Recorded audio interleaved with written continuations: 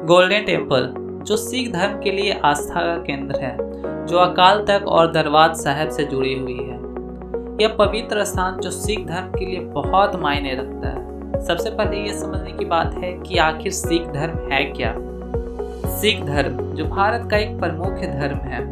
भारत जो एक धर्मनिरपेक्ष राज्य कहलाता है। यहाँ हिंदू, मुस्लिम, सिख, ईसाई और कई धर्म बड़े शांति से इतिहास के पिछले पन्ने से आज के दौर में बहुत तेजी से आगे बढ़ रहे हैं। सिख धर्म की बात की जाए तो इसकी शुरुआत इंडियन सब कॉन्टिनेंट से 15वीं शताब्दी के दौरान पंजाब रीजन में शुरू हुई थी। इसी धर्म को मानने वाले खुद को सिख धर्म बुलाते हैं। इस धर्म के इतिहास की तरफ नजर घुमाए तो इसकी नींव गुरु नानक जी ने 15वीं शताब्दी में रखी थी।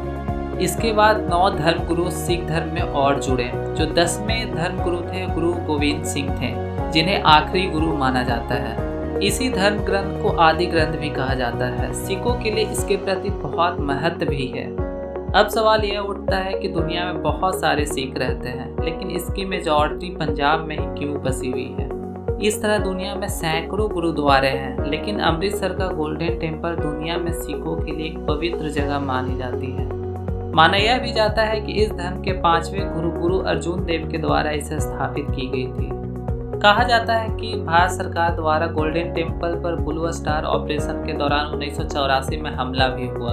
अकाल तख्त और दरबार साहिब के अलावा सिखों के ग्रंथों को भी भारी मात्रा में नुकसान भी हुआ।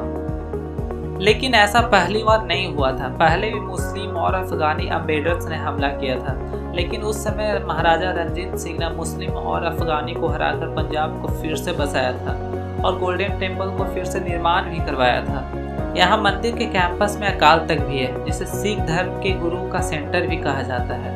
अकाल तख्त के निर्माण का एक रोचक कहानी भी है, जिसे भारत में मुस्लिम शासन के दौरान मुगल बादशाह के तख्त से 1 फीट ऊपर बनवाया गया था, यह बताने के लिए कि राजा और मुगल बादशाह हमेशा धर्म गुरु से नीचे ही रहेंगे। इसी अकाल तख्त को अकाल गंगा भी कहा जाता है, जिसे सिखों के लिए 6वें धर्मगुरु गुरु हरगोविंद सिंह ने बनवाया था। अब बात आती है अकाल तख्त और गोल्डन टेम्पल का पूरा परिसर सिख धर्म में बहुत ज़्यादा मायने रखता है। वहाँ एक धर्मगुरु संत जिसे भारत आतंकवादी जनरैल सिंह भिंडरावाला का नाम देती आ रही है, फिर भी उसने अकाल तख्त पर कब्जा कैसे किया? क्योंकि जब वो धर्मगुरु थे उनको भी अकाल तख्त की अहमियत पता थी। अकाल तख्त पर भारी मात्रा में गोला बारूद, गन जैसे हथियार को क्यों रखा गया? एक पवित्र जगह की कीमत संता कहे जाने वाले भिंडरावाला ने क्यों नहीं समझी? लेकिन अकाल तख्त पर कब्जा करने का शुरुआत धर्म युद्ध मोर्चा के दौरान ही शुरू हो गया था। जुलाई 1982 में अकाल तख्त को लेकर भारत सरकार के बीच एक बहुत बड़ा फैसला लिया गया, जिसे ऑपरेशन ब्लू स्टार का भी नाम दिया गया था। अकाली दल का प्रेसिडेंट हरजन सिंह लोंगेवाला ने भिंडरावाला के साथ मिलकर धर्म युद्ध मोर्चे में सफलता प्राप्त की थी।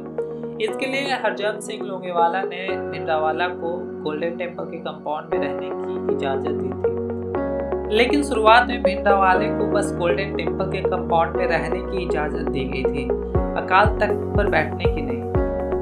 19 जुलाई 1982 भिंडरावाले ने 200 हथियारबंद साथियों के साथ गोल्डन टेम्पल के गुरु नानक निवास में रहना शुरू किया। यही गेस्ट हाउस में बैठकर भिंडरावाले ने पंजाब के लोकल लोगों की समस्या मिनटों में सुलझा दिया करता था। इससे लोगों के बीच पॉपुलैरिटी बढ़नी शुरू हो गई थी। 23 अप्रैल 1989 गोल्डन टेम्पल की सीढ़ियों पर एक बहुत बड़ा घटना हुआ, जिसका जिक्र आज भी होता है। Punjab police deputy general A.S. Athwal को 23 अप्रैल 1983 को गोली मारकर हत्या कर दी गई थी। इसका पूरा इल्जाम भिंडरावाले पर लगाया गया था। 1983 तक गोल्डन टेम्पल भिंडरावाले के साथियों के कब्जे में आ गया था।